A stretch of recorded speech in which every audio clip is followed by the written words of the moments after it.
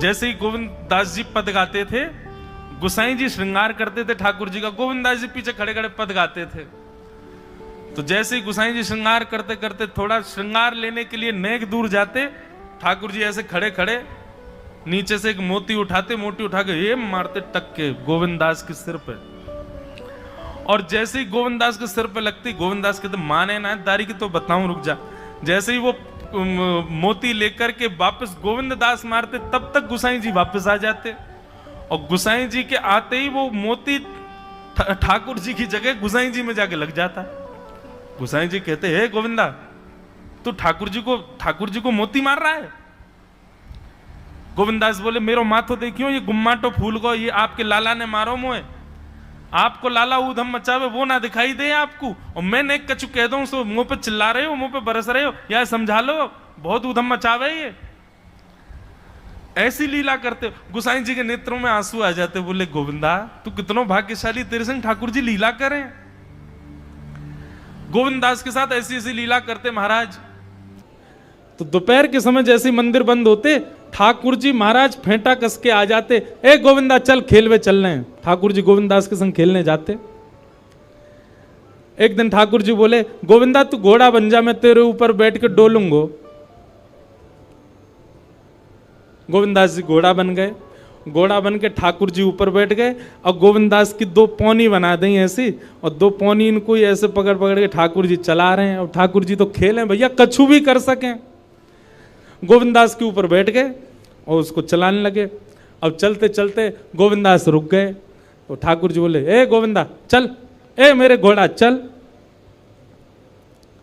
गोविंद दास जी बोले जय जय जय जय, नेक उतर जाओ। ठाकुर जी बोले काय को? गोविंद दास जी बोले लघु शंका लगी है, नेक मुझे जानो है, नेक उतर जाओ। ठाकुर जी बोले ऐसी बात कर रहे हो गोविंदा हैं? कोई घुड़सवार घोड़ा पे बैठ के घूमे और घोड़ा को लघु शंका आवे तो वो का यूं के ओ भैया नेक उतर जा, मैं लघु शंका करके आऊं, फिर बैठियो मेरे ऊपर। गोविंदास जी बोले तो कहा आज्ञा? बोले आज्ञा वो ये जो कह रहा हूं, जैसे घोड़ा बिना आज्ञा लिए अपने व्यक्ति को ऊपर बैठा के सब काम कर ले, वैसे तू कर ले। तो गोविंद दास जी ऐसे घोड़ा बन करके चल रहे हैं, ठाकुर जी ऊपर बैठे हैं और सब कर आए काम। अब इतने में ही कोई व्यक्ति वहां से जा रहा था। अब उस व्यक्ति को ठाकुर जी नहीं दिख रहे हैं, उसको गोविंद दास चलते चलते दिख रहे हैं। उसने जब देखा अरे राम राम राम राम जी, गोविंद दास जी क्या महाराज? किसी व्यक्ति ने गोविंद दास जी को ऐसे देख लिया, ओहो जी तो ऐसे ही डोल रहा है और चलते फिरते ही कर रहा है। गोसाई जी से जाकर के शिकायत कर दी और गोसाई जी से कही, बोले गोसाई जी आपने गोविंद दास को बहुत सिर पर चढ़ा लिया आज। अरे भाई खड़े होके लघु शंका करना भी मना है शास्त्रों में, वो तो ऐसे बैठ करके चलते चलते कर रहा था, वस्त्रों में ही कर रहा था, इतना अपवित्र, और आप उसको मंदिर की सेवा देते हो। गोसाई जी को सुन करके अच्छा नहीं लगा। शाम को स्नान आदि करके दूसरे वस्त्र पहन करके गोविंदास आए। आकर के आपने गोसाई जी को प्रणाम किया तो गोसाई जी ने मुंह फेर लिया। तो गोविंदास बोले जय जय, आप नाराज हो हमसे? गोसाई जी बोले आप आचार विचार सब भूल चुके हैं अपना। आप इस प्रकार से आज कुछ कर रहे थे, मुझे लोगों ने बताया आकर के। गोविंदास जी बोले आपकी बात है जाए तो मैं बोलूं? बोला हाँ बोलो। बोले मोते मत कहो, अपने लाला को समझाओ। जय हट करके बैठे, जय जिद करे, कहा करूं कहां तक समझाऊं जाकू मैं? आज मुंह को घोड़ा बना लियो और घोड़ा बना के मेरे दो पौनी बना के ऐसे ऐसे चला रहे मुँह। तब मैंने इनसे कहीं जय जय नेक उतर जाओ, मैंने एक लघु शंका कर आऊं, स्नान कर आऊं, फिर बैठ जाइयो। तो मुझे बोले घोड़ा कभी आज्ञा ले, तू तो मेरा घोड़ा है, ऐसी कर ले। इनकी आज्ञा सो मैंने कियो, मैंने अपनी इच्छा सो नहीं कियो। नहीं मैं क्यों करूंगा ऐसा? गोविंद दास जी की बात सुनकर के गोसाई विठलनाथ जी इतने भावुक हो गए, इतने भावुक हो गए। उस दिन गोसाई जी ने नियम बना दिया, सबको बोल दिया, बोले सुनो आज के बाद गोविंद दास कुछ भी करे इसकी शिकायत हमसे मत करना। क्यों? गोविंद दास अपनी इच्छा से कुछ नहीं करता, जय जय कराते हैं उससे, ठाकुर जी कराते हैं उससे। एक बार ठाकुर जी गोविंद दास से बोले ए गोविंदा। बोले हाँ, मेरो दाल बाटी खावे को मन हेरो है। तो दाल बाटी चूरमा। ठाकुर जी बोले ए गोविंदा, ऐसे ही बोलते थे, बोले मोए दाल बाटी खानी है। गोविंदास बोले 56 भोग बनते हैं रसोई में। अपरस में मुंह पे पट्टी बांध करके महाराज रसोईया बनाता है। अपरस में यमुना जी का जल आता है वहां से, वृंदावन से, उसके जल में सुंदर प्रसादी बनती है। इतने सुंदर शुद्ध भोजन को छोड़ के यूं कह रहे दाल बाटी खानी है। ठीक है, मैं आज बोल दूंगा रसोई घर में बनवा देता हूं। बोले ना, रसोई की ना खानी तो। बोले तेरी कदम खंडी में आऊंगा। गोविंदास जी जहां बैठ करके भजन चिंतन करते थे, मंदिर से थोड़ा दूर था, सुंदर वन था गिरिराज जी में। बोले मां आऊंगो और वहीं पे तू कंडा, वही गोबरी कंडा में बना, और कंडा में बना के तैयार कर, मैं आऊंगा वहीं खाऊंगा। गोविंदास जी बोले यहां सब लोग आपको मंदिर में पूजने आते हैं, आप यहाँ पे भगवान हो, ऐसे कहीं खाने पीने आओ। बोले कोई को पता थोड़ी चलेगी, मैं आ जाऊंगा, तू चिंता मत करे, तू सुन तैयारी कर ले, आज मैं तेरे यहां आके प्रसाद पाऊंगा। गोविंदास जी चुपचाप मंदिर से भाग गए, किसी को बताया नहीं। किसी को पता थोड़ी कि ठाकुर जी ऐसे बाहर भी चले जाते हैं, सबको लगी अंदर ही रहते हैं ये। गोविंदास जी दौड़ करके गए, बढ़िया कंडा में बढ़िया उपले उपले लगा करके, महाराज बाटी बनाई, दाल चढ़ा दी, सुंदर। ठाकुर जी आएंगे पाने। एक पंथ दो काज, ठाकुर जी को 2 लीलाएं एक साथ करनी थी। एक तो गोविंद दास के संग सुख लेना है, और एक झाड़ू लगाने वाला गिरिराज जी की तलहटी में झाड़ू लगाता था, उसको मंदिर में प्रवेश नहीं करने देते थे लोग।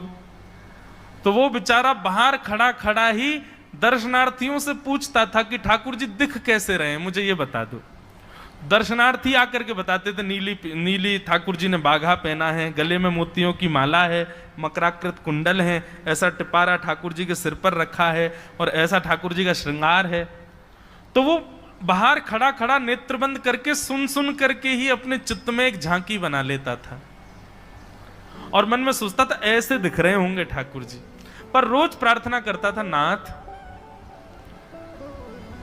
मुझे लगता है इस जन्म में तो आप मुझे कभी नहीं दिखोगे, भगवान इस जन्म में तो मैं आपके योग्य नहीं हूं, पर मेरे पर बस इतनी कृपा कर दो कि अगला जन्म मुझे दीजिएगा, तो कुछ नहीं तो चेंटी बना देना, तो चेंटी बन करके मैं आपके 56 भोग में ही आ जाऊंगा, भीतर आके आपका दर्शन कर लूंगा, लेकिन मुझ पर अनुग्रह कर देना। ठाकुर जी उसके इस भाव से इतने रीझ गए। गोविंद दास को बोला था कि दाल बाटी खाने आएंगे, अब मंदिर बंद करके सब तो चले गए वहां से, सब लोग भोजनालय में भोजन प्रसाद पाने लगे। ठाकुर जी मंदिर से निकले अचक करके बाहर, गिरिराज पर्वत के ऊपर विराजते थे।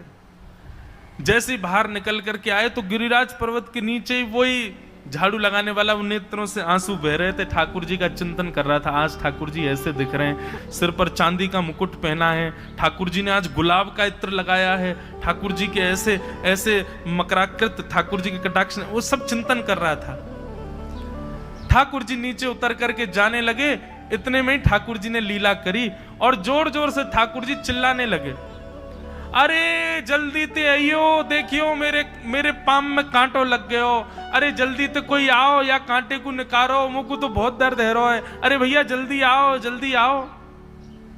अब ये स्वर जैसे ही सुना उस झाड़ू लगाने वाले ने, उसके नेत्र खुल गए। उसने देखा, बोले कि ये स्वर कहां से आ रहा है। उसने जैसे ही नेत्र उठा करके ऊपर देखा, तियों की माला पहनी है, मकराकृत कुंडल पहना है, चांदी का मुकुट चमक रहा है मस्तिष्क पर, ठाकुर जी के केश घुंघराले लहरा रहे हैं, और ठाकुर जी अपनो एक पाम हाथ में पकड़ करके और एक पैर पर लंगड़ी जैसे खेलते हैं, ऐसे ठाकुर जी कूद रहे हैं यहां से वहां। नीचे से झाड़ू लगाने वाले लिखे, अरे ऐसा पुरुष तो मैंने जीवन में कभी नहीं देखा, ये कैसा पुरुष है।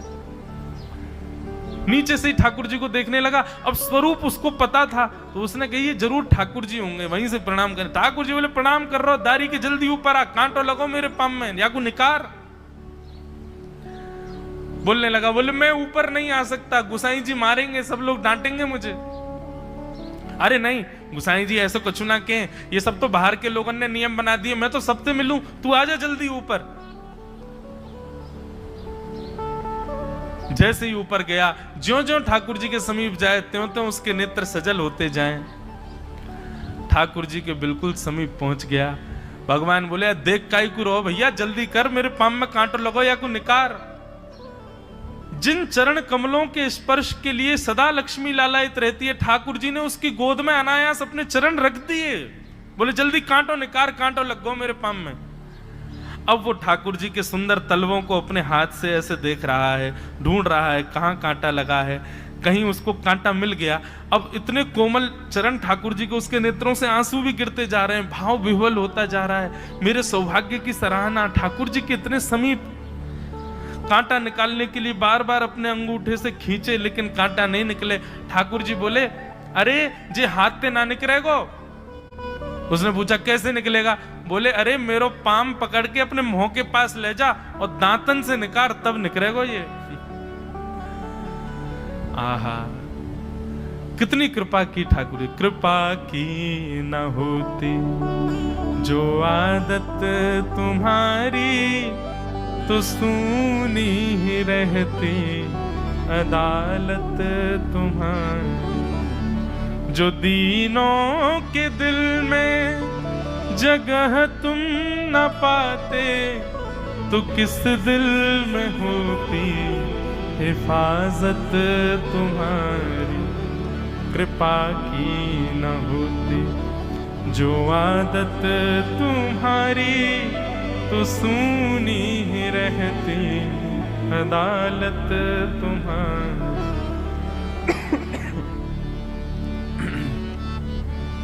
कितनी कृपा। उसने कांटा निकाला मुख से। ठाकुर जी बोले अब चल, मुंह से चलो ना जा रहा। गोविंद दास ने अपनी कदम खंडी में दाल बाटी बनाई है, मुंह ले चल वहां पे। बोला कैसे लेके चलूं? बोले तेरे कंधान पे बैठ जाऊंगा मैं। और ठाकुर जी ने अपने दोनों पांव ऐसे लटका लिए उसके यहाँ पे, और सिर पकड़ करके उसके ऊपर ही बैठ गए। बोले चल ले चल मुंह को। वो तो महाराज बेहोशी सी हो रही है, उसको विश्वास ही नहीं हो रहा ठाकुर जी मेरे संग इतनी बड़ी लीला कर रहे हैं। गोविंद दास की कदम खंडी में पहुंचने से पहले उस बालक ने ठाकुर जी गोविंद दास जी मुंह बहुत मारेंगे, अगर उनको पता चल गई मैंने आपको छू लिया है तो मुंह बहुत डांटेंगे। आप एक काम करो, अब यहां से आप पैदल चले जाओ, मैं यहीं खड़ा हूं। ठाकुर जी बोले यहीं खड़ो रही हो, तेरे काजी दाल बाटी लेके आऊंगा मैं। ठाकुर जी पहुंच गए गोविंद दास के पास। आहा, जो ठाकुर जी अचल दिखते हैं सबको मंदिर में, वो सचल दिखते हैं गोविंद दास को। कितनी बड़ी कृपा। गोविंद दास के यहाँ ठाकुर जी पहुंच गए, और पहुंच करके ठाकुर जी बोले चल गोविंदा जल्दी खवा, मुझको तो बहुत जोर की भूख लगी है। गोविंद दास बोले हाँ हाँ विराजो। सुंदर व्यवस्था कर दी। ठाकुर जी बैठ गए, और बैठ करके सामने पत्तल पर महाराज बाटी रखी, दाल रखी, चूरमा रखी, चटनी रखी, सब बढ़िया सुंदर सजा दी। अब ठाकुर जी पा रहे हैं, प्रेम से पाते जा रहे हैं, और पाते पाते बीच में गए और ला, और जल्दी ला, भूख लग रही है मुझको। गोविंदास बोले पहले इनको तो खा लो। अरे ना है तू जाने ना है मंदिर में मेरो भूख कैसे लगे? थाली में 2 रोटी और ये सब्जी, इनते मेरो पेट थोड़ी भरे। मेरे सामने तो सबरी सामग्री धर दो, मेरो जो मन होगा मैं उठा उठा के पाते जाऊंगा। अरे गोविंदा जल्दी जल्दी लेके आ। अब गोविंद दास जी पीछे मुड़ करके बढ़िया सुंदर बाटी वाटी सेके। इतने में ठाकुर जी क्या करें, एक बाटी तो खा जाएं और दूसरी बाटी उठा के अपनी जेब में धरते जाएं। वो संग आयो वाके काजी लेके जानी है। अब तुम्हारा ठाकुर जी खाते जाएं, भरते जाएं, खाते जाएं, भरते जाएं। गोविंद दास बोलो ठाकुर जी ये तो मैं मानूं कि आपकी खुराक बहुत है, पर इतनी ज्यादा है ये मुझको विश्वास नहीं है रहा है। क्यों हैं? 56 बाटी खा गए हो अब तक आप? अरे कोई तुकना है, पेट है कि समुद्र है, कुआ है, कहा है आपको?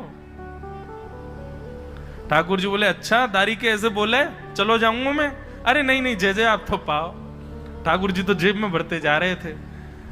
अब ठाकुर जी का पेट भर गया। ठाकुर जी बोले चल भैया गोविंदा अब पेट भर गया, नेक देर हम एक पेड़ के नीचे बैठ के नेक सुस्ताए लें, फिर बाकी बाद मंदिर में जाएंगे।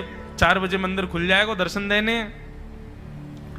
जैसे ही ठाकुर जी खड़े भये महाराज, सोई उनकी पीतांबरी फैल गई। पीतांबरी फैली। गोविंदास बोले जय ये बाटी खाए के आप इतनी जल्दी मोटे कैसे है गए? ये पेट आपको है तो सही, लेकिन ये इतना चौड़ो कैसे है गो? और पेट कोई खावे तो वो आगे की तरफ निकल रही है, ये कोने में कैसे निकल रहा है? ये दोनों तरफ पेट बाहर कैसे आ रहा है आपको? ठाकुर जी बोले ना कछु ना कछु, नहीं नहीं नहीं दिखाओ। अब तो महाराज गोविंददास ने पकड़ के जैसे ही पकड़े तो अंदर से बाटी निकल आई। जे बाटी कौन के काजे भर के ले जा रहे हो? सही सही बताइयो लाला, कौन के काजे? कोई और सखा बना लियो तुमने मेरे अलावा? गोविंददास जी बाहर गए, बाहर जाकर के देखा तो एक वृक्ष के पीछे वो झाड़ू लगाने वाला बैठा था। अच्छा, तो अब जे आपको सखा बन गए, जे आपको मित्र है गयो, या के काजे बाटी भर के ला रहे हो? ठाकुर जी कहे अच्छा अरे भैया ठीक है, अब तू सबंत कह मत दियो कि मैं यहाँ के संग आयो, यहाँ के संग खेलूं। अरे बेचारो बड़ो प्रेम करे मोते, ये भूखो बेचारो, मैंने सोची यहाँ के काजे बाटी ले चलूं। गोविंददास जी के चित्त में एक क्षण के लिए तो ये भाव आ रहा है कि ठाकुर जी कितने प्रेमी हैं, लेकिन बाहर से कैसा दिखा रहे हैं? बोले स्वयं ने इतने सारे ग्रंथ निर्माण करा दिए, 4 वेद लिखवा दिए, उन पुराणों में शुद्धि, पवित्रता, अपरसता, सबके इतने नियम बना दिए, और खुद क्या कर रहे हो? हैं? कोई के सिर पर बैठ के घूम रहे हो, कहीं जा रहे हो, कछु भी खा रहे हो? ठाकुर जी बोले अब ये सब नियम तो मानवन के लिए है ना, हम तो जय जय हैं, हम थोड़ी करेंगे इन नियमन को। बोले चुपचाप चलो और आचमन करो, शुद्धि करो, तब जाइयो मंदिर में। वहीं गोविंद कुंड के पास में गोविंददास जी ने जबरदस्ती ठाकुर जी बैठा दिए। बोले हाथ में जल लो। ठाकुर जी जल लेकर के बैठे, बोले अब करो अपवित्र पवित्रो वा सर्वावस्थांगतो पिवा। ठाकुर जी आचमन कर रहे हैं, अपनी पवित्र कर रहे हैं ऊपर से लेकर नीचे तक। इतने में ही गोविंददास बोलते बोलते बोलते बोलते पीछे के गए और ठाकुर जी की पीठ पे जाकर के एक धक्का दियो महाराज, पूरे ठाकुर जी डुबा दिए कुंड में। ठाकुर जी पूरे ऊपर से नीचे तक भीज गए। ठाकुर जी बोले दारी के तेरी शिकायत करूंगो, गुसाई जी तो कहूंगो तू ऐसे करे मेरे संग। गोविंददास बोले मैं हूं बता दूंगा तुम कौन कौन के कंधान पे चढ़ के घूमो। आप मंदिर के लिए इतना नियम बना रखो है, नहा के आओ, धो के आओ, हाथ पांव खासा करके आओ, और कुछ अपवित्र वस्तु मत छीलेना, अपरस में रहना, गीला वस्त्र तन पे होना चाहिए। आपकी सेवा के लिए इतने नियम, और खुद क्या कर रहे हो? ऐसे गोविंददास वो कह रहे हैं यद्यपि रूप गुण शील सुधरता, इन बातन न रिझई है, प्रीतम